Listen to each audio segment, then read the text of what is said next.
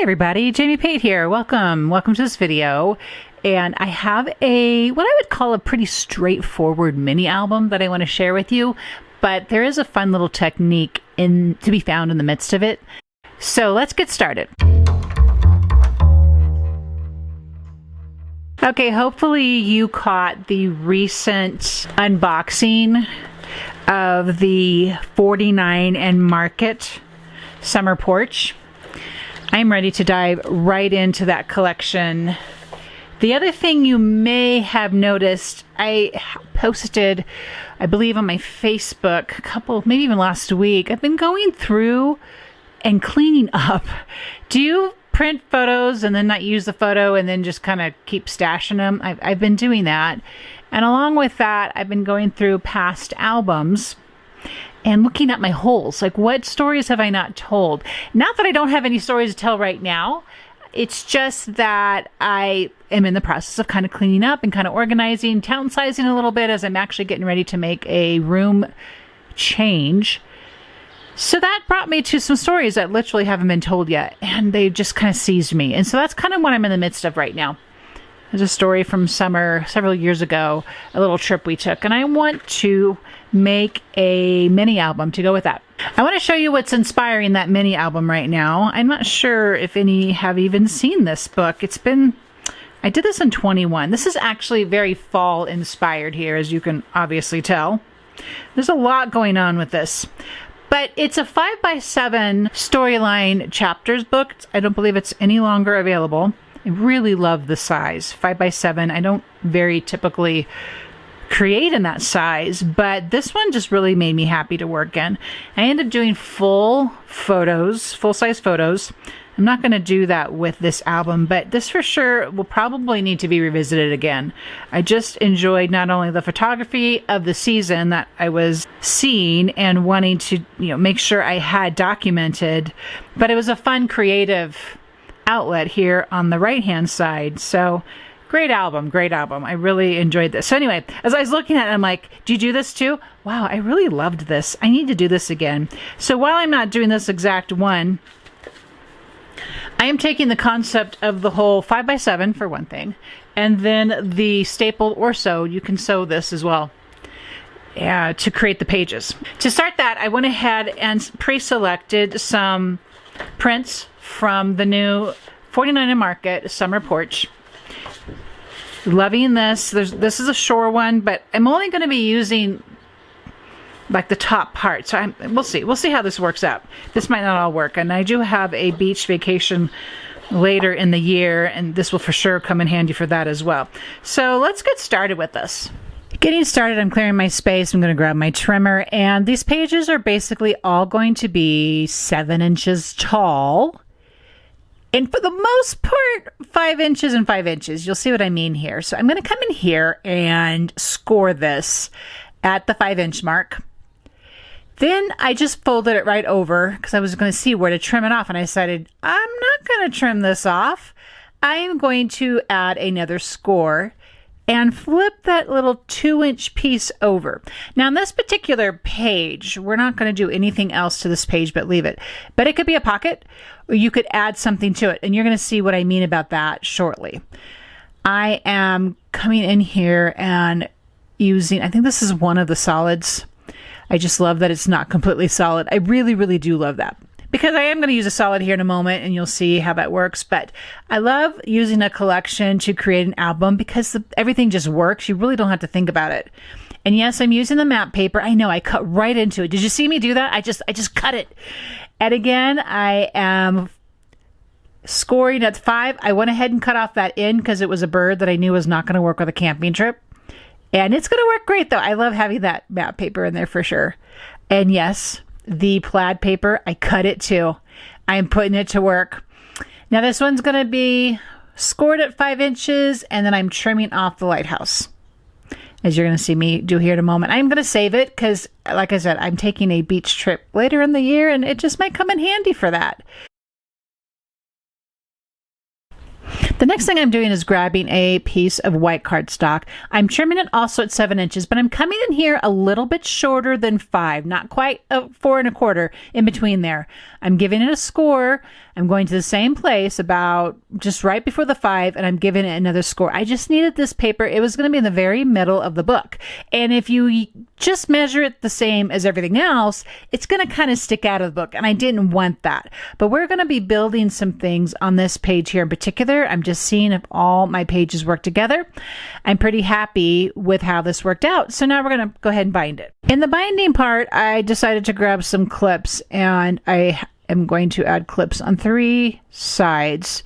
Just want to make sure my folds in all the middles of those paper stay together as best they can. So I'm slowing this part of the tutorial down. I came in at the top at 1 1/2, came in at the bottom at 1 1/2, and then right in the middle was 4 inches, and I came in at 2.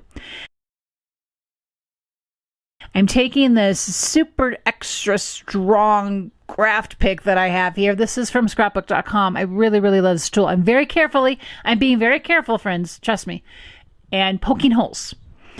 I don't have a long reach tool that will allow me to poke these holes, so this is the next best thing. This is kind of like bookmaking. I'm just a bookmaker dabbler. I hardly know what I'm doing when it comes to making books, but this is going to work, trust me, because I already done this and I'm just now talking about it, so I know it's going to work. I'm grabbing my handy dandy twine here, and I'm going to start by taking the twine. Did I start in the middle? Yes, I started in the middle of the book, and I went right out. And I think I was just verifying that that hole was all the way through. Hence using the clips. If you have any kind of book clips, those are really handy to put them into place and get them where you need them to be. So that is actually, and then did you see that? She changed her mind. She went from the outside. And it worked out because I wanted to actually tie this on the outside. So you're going to see how this happens. So I take this and I go all the way back up to the top. I have the middle, but I take this, I go back all the way to the top, and I go ahead and push that through. I think here, oops, nope, it got really stubby. So this twine's kind of stubby. So if you have a less stubby twine, that's going to probably work a little better for you, or some sort of embroidery string. Maybe even a thin ribbon could possibly work for you as well. So I got that all situated and unstubbied. I'm going to take that back through to the middle of the book again. I know this is the thing, I kept fiddling with this, but it's okay because I wanted to make sure that I could actually get all the way through those pages. That 49 market paper, the weight of the paper, the thickness of the paper is a little bit more than regular cardstock pattern paper. So if you're using a different pattern paper, you might not have this challenge, but I believe I have this challenge because this paper is just a little extra thick. And I went ahead and kept this all in here to show you. Yep, you're going to fuddle with this a little bit. Your holes are going to be a little wonky, but it's going to work out.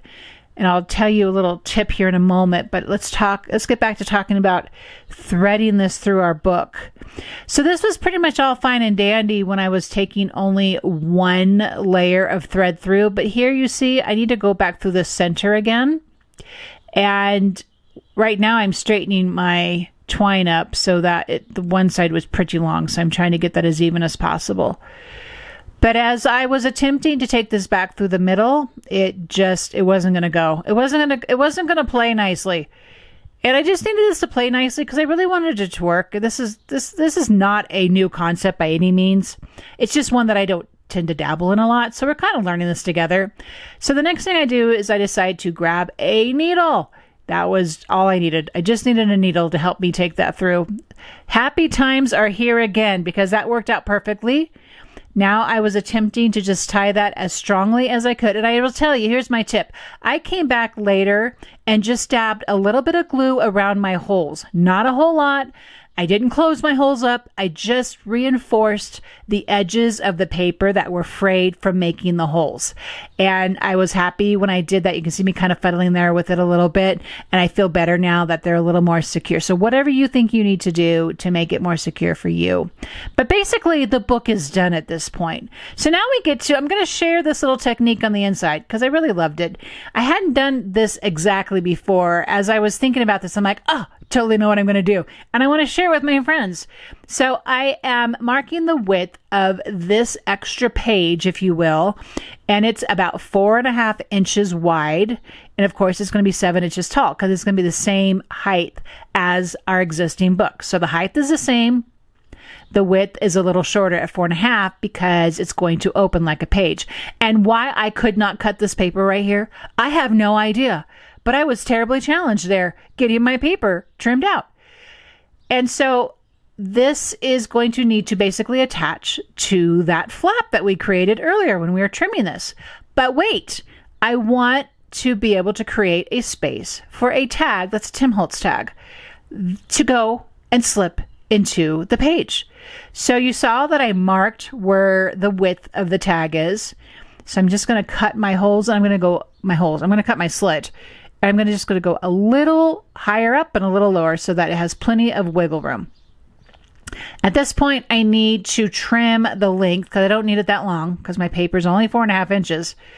But I want to make sure that there is indeed a border for the 1/4 inch double-sided adhesive. That double-sided adhesive to me is just super important when we're creating mini albums, especially those that are interactive and we don't want anything going anywhere. So I'm laughing at myself because I know what happens here. I put that clip in there so that my tag won't move while I add the adhesive in. And then what do? I move the tag. I don't even know. I don't even know. But I wanted to make sure it stayed in place so that I could create these little lines for the tag to go in and out of. And I need one more layer of adhesive here. But you're going to see, I'm going to just take off one of the edges of the adhesive. Then I'm getting ahead of myself. I'm just making sure everything's ready to go. I'm sure we all do this. See, right there. I'm taking off just that one side. Then I'm going to take off just a part of the horizontal ones and fold them over. I forgot to do it at the bottom, but it was okay. It still worked out. Because basically, when I come back in here now and I adhere this paper to the flap that we've already created earlier, I really don't want the paper sticking to the rest of the page because I want to be able to add another piece of paper to the back of that so that we've got an extra page. Now we have basically 3 page fronts to this, right? And we're going to cover up where the tag slips in and out. Yes, she grabs her most favorite paper in the world, the reminiscence paper, and of course, a map. Like, what else would I grab? So now all the rest of the adhesive can come out of the paper can come off of it. I'm going to line up that map paper. Okay, she's checking, making sure, yep, everything looks good. And I need some more adhesive on the inside of that flap so that my new paper will have a place to stick there on the flap. So now this just goes on so nicely. I really love that this worked out. So notice I am putting the pattern paper right on to that larger page. I haven't trimmed it down yet. I find it easier when covering a page to come back and trim it off. Then it's perfectly measured. And we all like perfect here. So this is so important that it's perfectly measured. Am I right? Yes, I am. So I just slipped a cutting mat underneath and going through with my craft knife a couple times. I didn't do a great job. So you're going to watch me now as I fuddle. And I think it's important to know that everyone fuddles. No one's got this perfect. It's just part of the process. Fuddling is our friend. We need to fuddle sometimes. All right, that's in place. And what we get to do now that this is all in place, and I'm really happy, and my tag comes in and out, and it just is hidden and all the good things. I just was trying to decide if I wanted to create a kind of a topper to my tag, and I opted out for it. Now the next fun part, and that is embellishing our page. So I'm just kind of playing with some of the ephemera, some of the laser pieces. You know I was going to put a butterfly on there. And of course I need some sentiments. I got a couple sentiments here. So I love to start with a label. And if you have taken my embellished cluster taken, they're not a class. It's just a free video on here. You can see that very often I'm starting with some kind of label. I'm keeping these elements fairly flat because I'm just now starting with adding some things to this book, and I don't want to add bulk immediately. This destination rub-on is gorgeous, and I thought it would also make for a great sort of anchoring point on my page. The page would have looked terrific if I didn't have it, but it really did add to giving that background just a little bit more centering, if you will. So I like to kind of pull up my rub-ons and finish the transferring as I'm kind of pulling it up and making sure all the bits and pieces stay down. So it's kind of a slow process, but it just works out just terrific every time. And then I was like, do I need some more rub-ons? Do I want to? And I didn't. I opted out. I'm adding on the label with the temporary adhesive. It's not temporary. It's dotted. It's not permanent, basically. It's not that it's temporary. It's not permanent. And I might go ahead and come back and reinforce this at some point. But basically, I'm just going through the motions of how I love to layer embellishments. And that's what I'm doing. And so once these are in place, excuse me, I am going to just add a little bit to that butterfly. And for goodness sakes, if I could not get that butterfly straight on that label, it just didn't want to, but you know, it's not like butterflies fly straight anyway. Am I right? So the last thing I'm going to do is grab this label, but then I realized, you know what? There's some smaller rub-on sentiments. And sure enough, that there's a remember at the top of there's summertime, remember, and together. And I was kind of just going to stick it in there and try to add it on, but that wasn't working. So that remember is going to fit so perfectly inside that little white part of the tab. It's like it was made for it or something. It's just crazy how it all worked out so well. But I'm loving this page. I love this interactive piece. I hope you have a takeaway for how simple you can make a mini album. Watch on my Facebook page as I share this some more as I add to this and get this finished here in the next day or two. Stapling that on, and I'm pretty happy with it. You're going to see here in this next image how I finished out the whole entire page with that 5x7 full photo on the left, and I added some more pattern paper on the middle of that page. So thank you so much for watching this. I hope something of value was found for you. I'll see you in the next video.